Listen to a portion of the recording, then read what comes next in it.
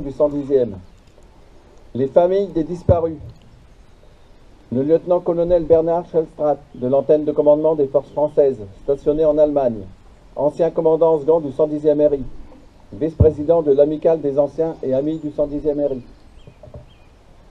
la délégation militaire de réserve de Dunkerque, Maître Guy Lecluse, conseiller municipal délégué aux affaires militaires, aux anciens combattants et à la défense, représentant M. Patrice Vergriette, maire de Dunkerque, M. Michel Clé, président des anciens combattants de Hull, M. Augustin Carré, président d'arrondissement des anciens combattants, M. Jacques Zory, trésorier, porte-drapeau des médaillés, Monsieur le vice-président des médaillés militaires du Calaisis, Messieurs les anciens combattants, Messieurs les porte-drapeaux, Madame Sophie Waro et Monsieur Bertrand Petit, conseillers départementaux, Mesdames et Messieurs les maires des communes voisines, Mesdames et Messieurs les élus, Messieurs les représentants de la gendarmerie de Tatinghem, la chorale de Hull, les chœurs de la Hull, la société colombophile, le messager de Hull. Merci également de la présence de M. Julien Demey, ancien du 110e et amicaliste. M. Demey qui est centenaire et ami du lieutenant Lebrun.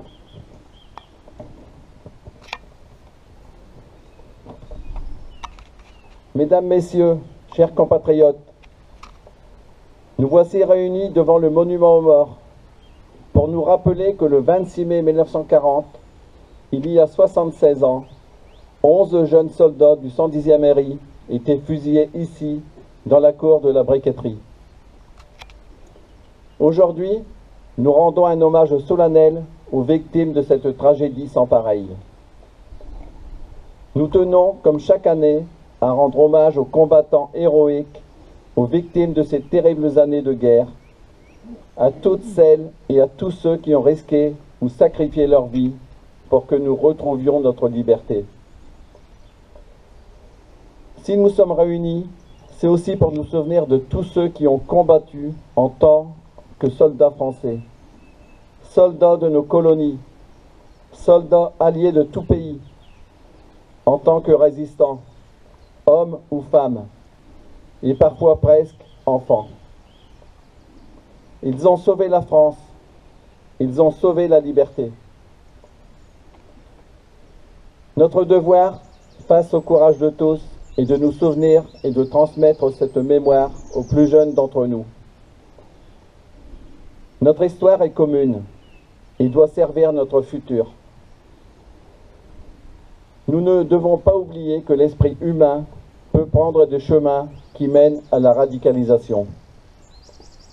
Nous ne pouvons ignorer que la France a été touchée dans son cœur par les actes terroristes qui ont voulu attaquer sa liberté d'expression et son bonheur de vivre dans une démocratie.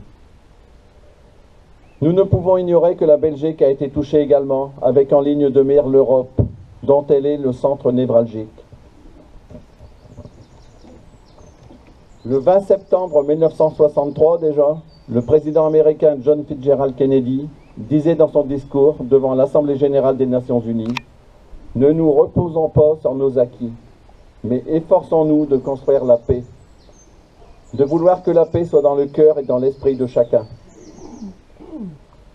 Tous nos soldats qui combattent au sein des Nations unies, tous ceux qui combattent sous les couleurs de la France, agissent pour la paix dans le monde, et je vous propose de les associer à l'hommage que nous rendons aujourd'hui aux soldats d'hier. Ils ont fait la France d'aujourd'hui. Nos soldats actuellement font le monde de demain. Nous devons tous être vigilants et comprendre que nous sommes tous concernés par la guerre qui pousse des personnes qui vivaient avec bonheur dans leur pays à suivre des routes extrêmement dangereuses pour elles et leurs familles. Nous sommes tous concernés par la guerre qui sévit loin de nos frontières et qui pourtant atteint notre capitale. Nous sommes tous concernés par ces jeunes qui manquent de repères et qui partent rejoindre les troupes des terroristes. Nous sommes tous concernés par toutes les formes de manipulation qui peuvent envahir notre esprit ou celui de nos voisins. Soyons vigilants, soyons citoyens. Mesdames et messieurs, je vous remercie de votre attention.